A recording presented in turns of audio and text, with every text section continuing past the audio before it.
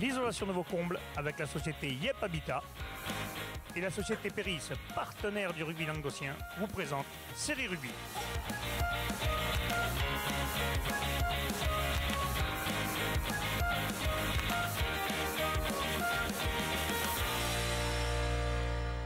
Bonjour mesdames, messieurs, bienvenue à Série Rugby, votre émission sur rugby amateur. La fédérale à la 4e série, pardon, avec mes serial chroniqueurs. Bonjour Fabien. Salut Alain, Bonjour Pierre. Et bonjour Bruno. Alors, Salut. on a eu un petit problème de son, mesdames, messieurs, on s'excuse, contrairement à nos confrères de Canal+, que ne pensaient pas avoir de son, nous on ne l'avait pas. Donc on s'en excuse, nous on ne vous prendra pas pour des piches. Bon, on va présenter notre ami Pierre aujourd'hui, nouveau consultant Pierre. Donc alors, Bonjour Alain. content d'être avec nous? Très content d'être avec vous, de faire partie de cette aventure. Ah, tu vas pouvoir te régaler, en plus tu vas parler avec deux autres doigts. Ouais, voilà. Toi, Il attention, est bien entouré. Ah, aujourd'hui. il fallait que je vienne un peu mieux en plus pour monter. Non, pour me relever un peu le niveau. Il fallait un peu quand même. Ah, d'accord. qu'on l'aide. Bon, Pierre, tu es entraîneur des Gazelles au Rive d'Orbe, c'est Je ça? suis entraîneur des Gazelles au Rive d'Orbe. Et tu as une fonction aussi au comité d'Occitanie, c'est ça? Je suis représentant fédéral au niveau de la Ligue Occitanie. Alors, là, représentant fédéral, on va expliquer en quelques mots le rôle exact du représentant fédéral. Alors le rôle exact, nous on est surtout là pour venir en aide à tout ce qui est niveau administratif. On est là pour aider, même au niveau des présidents, pour les conseiller. On n'est pas là pour sanctionner, comme beaucoup vont dire. Voilà, il y en a beaucoup qui disent ouais, les délégués, les représentants fédéraux, maintenant, c'est souvent des vieux. Faut pas croire, je suis pas encore vieux. Alors, tu as de la marge quand même, Non, hein. j'ai T'as pas encore la plancha comme ça. J'ai encore un peu de marge, donc voilà, on est là pour aider les arbitres, D'accord. dans tout ce qui est côté Et du administratif. coup, les entraîneurs et les dirigeants, Voilà, oui. on est Non, mais le rôle de représentant fédéral est sous-estimé et très important. Très important par rapport à l'arbitre. C'est vraiment au niveau tranquillité. C'est très important. Il faut qu'il y en ait le dimanche. Petit Eh ben, on va le message souhaiter. au... On va souhaiter qu'il y en ait comité. même en série. Messieurs, avant d'attaquer, on va parler de quelque chose. Regardez ce que j'ai dans la main, vous en avez un devant vous, c'est les Eco Cup de série rugby. Alors, il y a déjà deux clubs qui en ont pris, c'est le stade Picénois et Beaulieu, qui en ont pris et qui en ont commandé. Donc, je vous rappelle que ces Eco Cup, vous pouvez les commander auprès de notre serial réalisateur et notre serial producteur. Ça nous permet de financer série rugby, ce qui nous paye nos petits déplacements, parce que nos serial chroniqueurs, il faut quand même leur payer le gasoil, les pauvres. Allez, messieurs, on va passer tout de suite à la Fédérale 3, la poule 6. Nous avons deux représentants, nous avons Jacou et Uzès. Et Jacou se déplaçait au bagne, défaite 20-16 avec un bonus défensif quand même, Fabien. Et Uzès, par contre, défaite 15-33 à la maison, un peu plus compliqué. Mais bon, on commence par Jacou. Ouais, Jacou qui repartent quand même de ce déplacement avec un point du bonus défensif. Mais À bon, l'extérieur, c'est bien, mais c'est toujours mieux quand même. et voilà, c'est quand même une mauvaise entame de championnat. C'est quand même deux défaites. Bon, ils ont tenu tête un petit moment, mais après apparemment il y a eu un gros manque de réalisme avec ces petites passes, enfin ces dernières passes mal ajustées, et c'est ce qui a fait la leur différence coûte sur le cher. match. Mais comme j'ai vu, enfin voilà, ils attendent beaucoup du prochain match. On va voir le prochain match, bon, ils reçoivent Martigues. Là, on va leur Martigues souhaiter. qui a perdu deux Ouais. fois aussi comme eux, donc Qui est juste là, il va derrière falloir eux. passer. Donc Voilà. là, c'est vrai, ils sont derrière eux, donc là, ça serait bien de faire un petit coup contre Petit coup Martigues. pour Tu la les mets maison. derrière un peu, c'est pas mal. C'est ça. Par contre, Avignon-Le Pontet qui avait gagné Uzès, Avignon c'est une équipe, on le sait, chaque année ça joue le haut de tableau. Uzès certainement, Bruno, compliqué, non? Ouais, Uzès, bon, mauvais début de saison. Bon, Avignon-Le Pontet avait perdu le premier match, mais comme tu dis, a tendance à jouer le haut de tableau. Uzès sera plutôt le maintien qu'ils vont viser. Là, c'est une défaite 33-15. Alors, on n'a pas trop d'infos, donc n'hésitez leur pas dire. à nous envoyer des infos, les gars. On pourra peut-être mieux communiquer sur votre club. Mais là, bon, 33-15, le score un peu lourd. Avignon-Le Pontet remet les pendules à l'heure. Pour Uzès, il faudra vite serrer les boulons. Le prochain match pour Uzès, ils vont à Aix, le leader de la poule. Donc ça va être leader de la certainement poule. compliqué. On passe à la poule 11, messieurs de Fédéral 3. C'est la deuxième journée, donc voici les résultats. Saverdin recevait Elne, victoire de Saverdin 17-13. Thuir recevait les Rives d'Orbe, victoire de Thuir 27-10, bonus offensif. Le stade de Picénois recevait Servien-Bougeant, victoire 23-20 difficilement, bonus défensif pour Servien. Rivesaltes recevait Kialimo de Vallée de l'Aude, victoire 23-16 pour Rivesaltes. Revel recevait Vendres-l'Espignan, victoire de Revel 23-13, pardon. Et Palavas recevait la Côte-Vermeille, victoire 22-0. Palavas, Pierre, 22-0, efficace là. Alors, Palavas qui réalise un bon match, une victoire à la maison, c'est toujours bon à prendre. Par contre, apparemment, on attendait beaucoup mieux de cette équipe qui a fait forte impression la semaine dernière face à Saverdun, qui descendait de Fédéral 2. Un peu de déception parce que bon, 22-0, mais que se laisser. Il Oui, laisse pas de bonus, c'est vrai, c'est Voilà, Et dommage. surtout qu'ils menaient 19-0 à la 43e avec déjà un essai. Donc on Ah oui, attendait d'accord. beaucoup plus de ce second Ils mi-temps. espéraient apparemment. avoir beaucoup plus de jeux. Il y a eu beaucoup de jeux quand même, mais Beaucoup de fautes. limité, beaucoup de fautes. Un peu moins collectif que la semaine dernière. D'accord. Bon, en attendant, il y a noter. 2 réceptions et il y a 2 victoires Voilà. quand même. À noter qu'ils ont retenu la leçon de l'année dernière. Là, ils n'ont pas manqué leur entame. Oui, de toute façon, c'est important. Les points à domicile, il faut les prendre. Revel, Vendre-Lespignan, 23-13 pour Revel, Bruno. Ouais, donc Revel qui s'annonce aussi comme une forte équipe, qui est allée l'emporter à Quillan la semaine dernière. Là, Vendre se déplaçait, donc Revel, gros tonnage devant, vraiment très bon en conquête. Vendre-Lespignan a serré les dents. Il s'incline 23-13. Ça aurait pu mériter un petit bonus défensif, vu l'énergie déployée. Mais ils sont tombés vraiment contre une belle équipe. À noter une première mi-temps avec du jeu, une seconde mi-temps beaucoup plus orageuse. Il faisait très chaud. Et ça a un petit peu débordé. Bon, on parle de 3 cartons rouges, 2 pour Revel, 1 pour Vendre. C'est tout. Quand même. Donc, Souvent à la 60e. voilà. Donc, Quand les capons commencent à s'ouvrir. C'est ça. voilà, un peu avec humour, l'entraîneur de Vendre dit que c'est parce qu'il faisait chaud, donc il n'y a pas de souci. C'est dommage quand on va chez un gros, qu'on s'accroche comme ça, mais ça peut forger aussi le caractère pour la suite. Voilà. Quillan Limoux de Vallée de l'Aude qui se déplaçait à Rivesaltes, Fabien, ils vont une défaite 23-16, mais un bonus défensif quand même. Ouais, bonus défensif, surtout ce match a été très accroché. On attendait une réaction de Quillan Limoux qui avait perdu à la maison. Il perdait 16-13 à la mi-temps. D'entrée de seconde mi-temps, Bourrel passe une pénalité pour égaliser. Après le match, voilà, très équilibré, tendu, comme le match dit Bruno, vers la 60e, un rouge de chaque côté. Décidément. Et le fait du match se fait à quelques minutes de la fin, où une attaque des Catalans à 30 mètres sur une mêlée. Ce jour-là, ils avaient placé un talonneur au centre, Pastor, qui arrive de Côte Radieuse. Voilà, ils ont joué directement sur lui. On va dire qu'il est passé en force, il a tout seul comme un grand. Mais du coup, voilà, l'essai de la victoire pour les Catalans vient de là. Parfait. On passe maintenant à Thuir-Rive-d'Or, Pierre. Défaite 27-10, bonus offensif pour Thuir. Je suppose que les Rives espéraient mieux. Bah, c'est encore un gros pour les Rives qui montent. Dur apprentissage. Je veux dire, quand on prend Pézenas la semaine dernière, qui est quand même un gros, on va à Thuir. C'est des gros déplacements. On savait que cette équipe, elle était très très joueuse. Mais il y a du mieux et le score est lourd quand même. Par rapport aux échos qu'on a eu du match, le score est lourd. Beaucoup d'erreurs défensives. Oui, un essai pris bêtement sur une pénalité jouée rapidement. Une pénalité jouée vite apparemment, un essai casquette un peu, une mauvaise relance, un mauvais jeu au pied. Voilà, c'est des essais qui peuvent s'éviter, je pense, pour cette jeune équipe. De l'expérience aussi. Et les Catalans qui gagnent le bonus offensif dans les dernières minutes. Et qui, par un essai Christophe, juste cet essai à la fin qui vient de marquer. Mais bon, il y a du mieux la semaine dernière. Bon, on va voir, espérons, souhaitons-leur. Là, c'est l'extérieur quand même. Donc, s'il y a du mieux petit à petit. Contre les équipes plus faibles, parce que là d'entrée, tu as joué deux gros quand même. Hein. C'est clair. Ils ont pu se faire les dents contre les gros. Maintenant, ils vont avoir un championnat un peu plus abordable peut-être. Ils réceptionnent encore Saverdun dimanche prochain. À la maison, ça. On rappelle qu'il y a un joueur qui s'est blessé, on va lui souhaiter un bon rétablissement. Ah oui. C'est Capillaire. Bertrand Capillaire. Bertrand Capillaire, on va lui souhaiter un bon rétablissement. Messieurs, on passe à Saverdun contre Elne. Saverdun qui a redressé la tête parce que le week-end dernier, ils avaient perdu, c'est ça, il me semble, Fabien? Ouais, c'est bien ça. Et donc là, ils ont gagné 17-13 contre Elne. Elne qui prend un bonus défensif. Non mais c'est bien, hein. Bon, Saverdun qui descend de Fédéral 2, on l'avait suivi contre Palavas, ils avaient... Ah mais quand tu descends, il faut te mettre souvent, tu te mets plus souvent au niveau d'en dessous que tu restes à ton niveau supérieur. Ils ont été mis à la page, mais voilà, un bon début de saison d'elle, qui gagne le premier match son derby catalan. Là ils reviennent avec un bonus défensif, je pense que c'est bien payé pour elle. Allez, maintenant on passe au match où nous étions, c'était le stade Pissénois qui recevait Servien-Bougeant. Messieurs, victoire du stade Pissénois, mais dans la douleur, 23-20, nous avons justement... La réaction de l'entraîneur après le match, mesdames, messieurs. De Pézenas, 23-20. Donc à mes côtés, Laurent, l'entraîneur, et Romain. Donc Laurent, victoire à l'arraché face, il faut le dire, à une belle équipe de Servien-Bougeant. Ça fut vraiment dur aujourd'hui. Oui, complètement. Très franchement, je suis allé les féliciter à la fin et sans fausse modestie, je pense que la victoire était méritée pour eux. Après, voilà, nous, le positif, c'est qu'on n'a pas lâché. Mentalement, on a toujours su qu'on avait peut-être les armes pour revenir. Et ça a payé à la fin avec un bon choix de prendre les 3 points alors qu'on était mené de 7 points. On prend ces 3 points, ce qui nous permet juste derrière, en une seule action, de passer devant. Après, voilà, on a eu 70 minutes complètement dominées et sans aucune solution par rapport à leur défense. Ouais, c'est exactement ce que j'ai dit pendant le match. On a cru vraiment que vous avez vraiment joué à fond les 10 dernières minutes. Romain, il me semble que tu rentres de blessure. Déjà, toi, comment ça s'est passé ta rentrée? Comment tu te sens? Et raconte-nous un peu cette fin de match.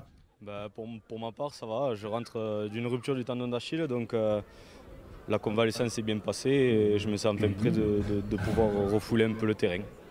Donc, ouais. voilà. Et après, comment tu as vécu ce dernier essai? Vous avez vu qu'il y avait le trou, on a vu ton ouverture au Goudal adresser une superbe sautée. C'est ça, on a des pattes derrière, on essaie de l'exploiter au maximum. Heureusement qu'ils prennent un carton jaune, c'était l'arrière il me semble, qui du coup nous libère les espaces. On a eu chaud ce match-là, il ne faudrait pas qu'on tire trop souvent la sonnette d'alarme parce qu'un jour on va se faire cueillir à froid et ça va nous faire drôle. Ouais, c'est bien ça. D'ailleurs, Laurent, comment tu peux expliquer, après une superbe victoire, quand même, 35-0 au Rive d'Orbe, même si c'est un promu, est-ce qu'il y a eu beaucoup de pression peut-être aujourd'hui dans ce derby, que vous avez démarré le match que sur la fin? C'est la 5e fois en 2 ans et demi qu'on les joue, parce qu'on les a en poule et chaque fois on s'en sort comme ça. Et je pense que malgré les avertissements depuis vendredi où je dis il n'y a plus de notion de derby, etc., mais je crois que les joueurs inconsciemment, ils surjouent ce match. Et voilà, et aujourd'hui on est passé complètement à travers. Alors peut-être, moi je crois qu'en plus là, depuis ce matin, trop plein de confiance quoi. Trop plein de confiance et puis voilà, et le rugby c'est toujours 15 hommes contre 15 autres et si on ne met pas les notions de combat, on passera toujours à travers. Ouais, Fabien, on entendait justement l'entraîneur qui disait le couperet est passé près quand même, ils ont eu très chaud là. Ouais, vraiment passé près. Comment dire, 65 minutes de jeu, il y a 20-6 pour Servien Bougeant, c'est eux qui ont fait le jeu. Honnêtement, ils les ont même ils ont fait très mal en défense. Sauf que voilà, première conquête qu'ils ont de les 22, Pézenas arrive avec un moll à pénétrer au ras de l'embut. L'arbitre siffle l'essai de pénalité. Et après, comme Laurent l'a expliqué, ils ont un choix à faire. Ils sont à 7 points derrière. Il y a une pénalité à 5 mètres de la ligne et à 5 minutes de la fin. Ils décident de la tenter pour avoir le coup d'envoi et la possession de la balle et tenter de marquer un essai. C'est ce qui s'est passé. Alors on a réussi quoi. Voilà, Béradouan, grosse chandelle. Comme il dit le joueur, là, c'est Romain, c'est ça? C'est Romain Béradouan. Il dit justement, attention, c'est d'avertissement sans frais, ne pas attendre que ça arrive tout le temps pour pouvoir se remettre en question. Voilà, mais ça peut leur servir pour la suite, quoi. Voilà. Sûrement, en général, de toute façon, c'est la difficulté que tu retrouves des ressources. En général, c'est là que tu progresses. Les matchs de ce week-end, messieurs, les Rives d'Orbe recevront Saverdin. Ça va encore être un match compliqué pour les Rives, je pense. Un gros test. Un gros test. Servien-Bougeant recevra Tuire, là, il va y avoir un bon match. Quillan-Limoux, Haute-Vallée de l'Aude recevra le Stade Pissénois. Vendre-l'Espignan recevra Rivesaltes. Côte-Vermeil recevra Revel et ce sera le live que nous vous proposerons, mesdames, messieurs. Et elle ne recevra pas la Vasse. Donc nous serons à Côte-Vermeil, Fabien. Je ne sais pas, est-ce que tu y seras ou... Non, ça sera Michel. Allez, messieurs, on passe à la Fédérale 2. La poule 4. La poule 4, nous avons le 4 qui recevait Château-Renard. Victoire de le 4, 20-6. Aviron-Grussanet, Salan-Côte-Radieuse. Victoire de l'Aviron, 33-9. Saint-Raphaël-Fréjus recevait Agde, victoire de Agde 16-13. Tricastin recevait Berre, victoire de Tricastin 40-26. L'ES Catalane recevait Les Angles, victoire de l'ES Catalane 30-20. Et Prades recevait la Valette, victoire de Prades 20-16. On commence par le 4, messieurs. Le 4 Château-Renard, un gros choc. Château-Renard, c'est une équipe qui est toujours compliquée à jouer, on le sait tous. Hein. Certes, le rugby a changé, évolué. Bon, on sait tous que c'est très dur à jouer et le 4 a bataillé sec. Non, mais un match qui sentait la poudre et ça s'est montré sur le terrain parce que dès la 15e minute, il y a un ailier qui va chercher un ballon sur la touche. Il est plus que bousculé par 2 remplaçants, je vais dire, de Château-Renard. Oui, parce que d'ailleurs, il a été blessé, il est parti. Ouais, d'ailleurs. C'était un prompt rétablissement, d'ailleurs, justement, ce joueur. De là part une grosse générale. Ah. Et bien sûr, l'arbitre est obligé de sortir un rouge de chaque côté, plus un jaune aux 2 capitaines. Ah, donc le match en première mi-temps sera quand même assez tendu. À noter 2 pénalités de chaque côté, 2 pour Baron, d'ailleurs, qui reprenait son poste à l'ouverture, auteur de 17 points sur le match. Et de l'autre côté, l'ex-Lecatois, Monnier, qui a mis les 6 points de son équipe. Le 4 aura fait la différence en seconde mi-temps par un essai de Vincent. C'est vraiment le faux follet de le 4, je l'avais vu contre Grusan. Il va à 10 000. Et voilà, c'est Baron qui va. Il y avait quand même un très gros match du capitaine Shevchenko, apparemment. Shevchenko à la charnière, il y a eu un bon 9, un bon 10, Baron, comme je disais, un bon 12. Bastelika, je le redis, excusez-moi. Voilà, ça y est. Non, mais franchement. Il sa famille. Il a fait 2 très bons matchs, je suis content pour lui. Mais à noter, voilà, le très bon retour de Baron et d'ailleurs qui claque un drop à la dernière minute de jeu. Aviron-Grussanet, Salanque, Aviron-Grussanet 33, Salanque, Côte-Radieuse 9, Bruno. Oui, un bon dimanche pour l'Aviron hein, qui reçoit une équipe de Salanque en difficulté en ce début de saison. Ah mais il fallait de suite redresser la barre parce qu'ils avaient perdu à le 4 quand même. Ils avaient perdu 16-11 à le 4, un bonus défensif. Là, ils prennent l'offensif. 4 essais, on reprend les bonnes vieilles recettes, hein, un gros paquet d'avant, une grosse conquête. On avance devant et on lance quelques banderies derrière quand on a bien fait le boulot. C'est du beau boulot, 33-9. Ils ont assuré le bonus offensif à la 76e ou 77e à la fin. ils auraient pu le prendre avant et s'assurer une fin de match un peu plus tranquille. cool. Voilà. Mais bon, l'essentiel est fait. 6 points en 2 matchs. Je pense que l'Aviron, vu la préparation un peu écourtée, aurait signé d'entrée. Il a noté le doublé de l'arrière Guyot qui a fait un super match. Saint-Raphaël-Fréjus qui recevait Agde. Agde qui va faire le coup à l'extérieur, il va gagner à Saint-Raphaël, Pierre. Alors Agde ont très bien réagi d'aller gagner à Saint-Raphaël, c'est pas facile, on le sait. Cueillis à froid quand même d'entrée, ils ont pris 2 essais rapidement, Agde. Par l'arrière Champagne, Châtain, si je ne me trompe pas. Donc Agde a su réagir par un essai de l'ouvreur Lautier, qui a très belle action. Et après, ils se sont reposés sur leur arrière Barthès, qui a bien qu'il ait les points au pied. Bah, quand même, Agde fait de bons coups là, parce que 2 matchs de résultat. victoire. Et on sent que Agde, ils ne sont pas encore prêts, quoi, forcément. Donc je pense qu'il y a encore une marge Ça va monter en puissance, il y a une marge de progression, c'est très intéressant pour eux, ça. Bon, messieurs, on passe à l'ES Catalan. L'ES Catalan qui recevait les Angles. Bon, les Angles qui étaient promus. Là, tu joues à l'ES Catalan. L'ES Catalan, c'est tout ce que c'est une équipe chez eux. C'est toujours dur à jouer. Voilà, c'est une équipe rodée de la Fédérale 2. Voilà. Forcément, à la maison, ils voulaient assurer pour leur premier match, chose faite. Difficile apprentissage aussi pour les Angles, comme tu dis, qui montent. Deuxième défaite. Mais bon. Il n'y a pas eu un essai dans la seconde ligne de 50 mètres, c'est pas dans ce match-là? Tu as bien retenu un bel essai apparemment du seconde ligne des Catalans sur une échappée de 50 mètres. 50 mètres, Bruno, ça t'est pas arrivé, c'est 50 mètres. Hein? Qu'est-ce que tu veux dire? J'ai pas compris. T'as pas compris. Et c'est 50 mètres avec mon nom dans la phrase, c'est un problème. Ou alors c'est moi qui ai fait la passe et je me suis fait intercepter. Ou alors t'as arraché le ballon au départ. Il y a un truc là. Bon allez, plus sérieusement, on revient à Prades qui recevait la Valette. Victoire de Prades 20-16, Bruno. Oui, bonne victoire de Prades qui a eu chaud. La Valette, belle équipe aussi, gros paquet d'avant, très grosse conquête. Prades a été en difficulté sur ses touches, sur les renvois, privé de ballon. Mais bon, ils se sont accrochés à coup de vaillance, ils ont réussi à conserver le résultat. La Valette prend un bonus vraiment mérité, défensif, et Prades lance sa saison, quoi. Comme le disait l'entraîneur de Prades, on prend les 4 points et on se tait et on pense rendez-vous au prochain match. Mais non, mais il fallait le faire. Et il fallait le faire. Canigou, quand même, premier de poule devant Agde, messieurs. C'est une très bonne entame pour cette équipe qui l'année dernière a eu un maintien, pas dans la difficulté, mais qui était... Il a fallu se batailler. Il a fallu se batailler. Les matchs de ce week-end, messieurs, Agde recevra l'Aviron Gruissanet, Tricastin recevra Saint-Raphaël-Fréjus, les Angles recevront Berre, la Valette recevra l'ES Catalan, Prades recevra Château-Renard, Salanque-Cotrailleuse recevra le Cata. Allez, on passe à la fédérale 2 toujours, pardon, excusez-moi, la poule 5, nous avons un représentant, c'est Castelnaudary. Castelnaudary qui recevait 2 Caseville, victoire 24-20, Bruno. 24-3. Ah, ouais. Ah non, pardon, à 10, pardon, excusez-moi. 24-10. On va y arriver.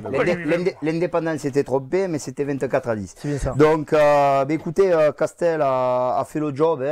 Grosse première mi-temps. Il marque 3 essais. Il n'y a qu'une équipe sur le terrain. 24-0. Il n'y a pas grand-chose à dire. À la 25e minute. Voilà, j'allais dire la demi-heure, mais c'est la 25e, tu as raison. À 25e minute, voilà. 24-0. Il y avait le bonus. Donc, on s'attendait à un long dimanche de tranquille. Et il s'avère que là aussi, mais les secondes mi-temps, la température s'est réchauffée vers le Lauragais là-bas, Revel et tout ça. La fameuse puisque 60e. Il y a eu une petite soupe de phalange, un rouge de chaque côté. Et avec la chaleur et tout ça, le match est tombé dans un faux rythme. Ça a baissé vraiment en intensité. De Caseville a remis un peu le bleu de chauffe et ils viennent coiffer, ils viennent priver le rock du bonus offensif à la 78e. Ça, c'est peut-être le point négatif du week-end pour eux. Donc très belle victoire pour Castel, qui aurait très certainement signé avant le match. Mais quand on tient ce bonus offensif à la 25e et qu'on le perd à la dernière action, c'est ralent. Mais oui. Là, premier match à domicile, première victoire. Là aussi, ça change de l'année dernière. C'est très il a mal important. commencé, il Voilà. avait galéré. Et je tiens à souligner quand même, Joanne derrière, que les 3 essais marqués ont été par des 3 quarts, par Groot, par Marty et la battue. Excuse-moi de penser toujours à ceux qui bossent, à ceux qui bossent pour gagner les ballons et qui n'ont malheureusement pas toujours chercher les balles derrière, et qui n'ont pas leur nom dans le journal. On Mais connaît la chanson. À signaler le prochain match, justement, Castelnaudary se déplacera à Millau. Millau, c'est toujours difficile d'aller y jouer parce que c'est une équipe. Millau, c'est des. Ah ouais, c'est. Millau est derrière eux, hein. Ils n'ont qu'un point pour l'instant, mais bon. Sur 2 matchs. Allez, on passe à la Fédérale 1. C'est là que Bruno va se régaler. La poule 3. Les résultats. Narbonne recevait Blagnac. Victoire de Blagnac 21-20. Et après, messieurs, nous avons Nîmes qui se déplaçait à Rodez, match nul 27 partout. Et Serrette qui recevait Aubenas, victoire de Serrette 27-18, messieurs. Alors là, à Narbonne, Bruno, qu'est-ce qui se passe? Bon, ben là, c'est le C'est pas un choc. retard à l'allumage, là. C'est le choc un peu. Donc, je vais juste lire une phrase. C'est la première phrase du journal L'Indépendant. Oui. Je pense que ça résume bien. Pas de lien, pas d'équipe, pas d'agressivité, trop d'individualisme, de suffisance. Le Racing part de loin, de trop loin. Point. Quand on a dit ça, je ne vais pas en rajouter beaucoup. Ouais, c'est dommage. Il va falloir très vite se mettre au rythme de ce championnat parce que les mecs en face ne vont pas nous attendre. Ah, ils ont des crocs. Voilà. Donc c'est vraiment dommage. Après un très bon premier match où on avait vu un festival offensif, on retombe dans les travers. Il faudra très vite pour cette équipe du Racing se remettre dans le sens de la marche. Il n'y a pas le feu au lac, mais on commence quand même à sentir la fumée là. Ouais. Donc il faut se dépêcher. À noter quand même, puisqu'on parle de Narbonnais, cette équipe de Blagnac est arrivée avec 4 Narbonnais dans ses rangs, dont le buteur, Gérald Augustin, un Vinassanais, au passage, De surcroît. un Pantiga, qui a quand même mis 18 points et crucifié le club de Narbonne. Voilà. Donc bravo à eux, c'était quand même à signaler. Voilà. Parfait. Nîmes qui se déplaçait à Rodez, Pierre, match nul 27 partout. Alors 27 partout, Nîmes qui fait un coup, parce que faire même un match nul à l'extérieur, c'est quand même bien. Surtout que c'était un match où il y a eu beaucoup de jeux. À en croire les essais, ça a été très rapide, hein, des essais dans les 20 minutes déjà, il y avait déjà 3 essais, 2 pour Rodez, 1 pour Nîmes. Ça a bien joué derrière. Après apparemment Nîmes aurait laissé beaucoup de force devant. On a vu apparemment le second de ligne Orengo qui aurait fait un très bon match, jeune joueur qui vient d'arriver sur Nîmes. Donc on pense encore que c'est qui Nîmes en a sous la pédale par rapport à l'an dernier. Ils vont certainement monter en puissance comme l'année dernière et finir certainement dans le haut du tableau. J'espère qu'ils vont se relancer un peu. Le buteur s'est mis en évidence aussi à l'Erang, 5 pénalités, une transformation aussi. Sur les 27, ça compte. Allez, le dernier match, messieurs, qui nous intéresse, c'est Serrette qui recevait Aubenas. Aubenas qui était tombeur de Narbonne la semaine d'avant. Et là, il tombe à Serré quand même. Donc Serré, il avait pris 60 points à Narbonne, il n'était pas venu. Je pense qu'il n'avait pas joué ce match-là. Si on résume tout, Serré, ils en prennent 60 à Narbonne. Narbonne va au Aubenas, ils perdent 21-7. Et là, Serré s'en sort avec le bonus offensif, avec 5 essais à 2. Ouais. C'est pas rien. C'était le premier match peut-être aussi contre Narbonne. 2 choses. Déjà, la première chose, au pied de la montagne, il faut y aller. Ça, c'est le premier point, à Serrette. Deuxième point, quand ils vont à Narbonne, ils y vont sans trop d'ambition, avec des blessés, avec un week-end où ils ne jouaient pas. Et donc, 15 jours pour se préparer pour ce match-là qui était leur objectif du début de saison. Donc je pense que les 60 points de Narbonne, ils les ont bien mis de côté et c'est une très grosse performance contre une équipe qui jouera les premiers rôles dans cette poule. Ouais. Allez messieurs, les matchs à venir de ce week-end, Nîmes recevra Grouillet, Narbonne se déplacera à l'Avenir Castanéen et nos amis de Serrette se déplaceront à Blagnac.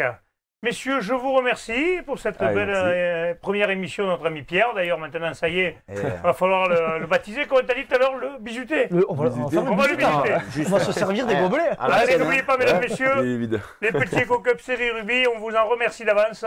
Transpirez bien sur tous les terrains. Allez, ciao. Ciao. Merci.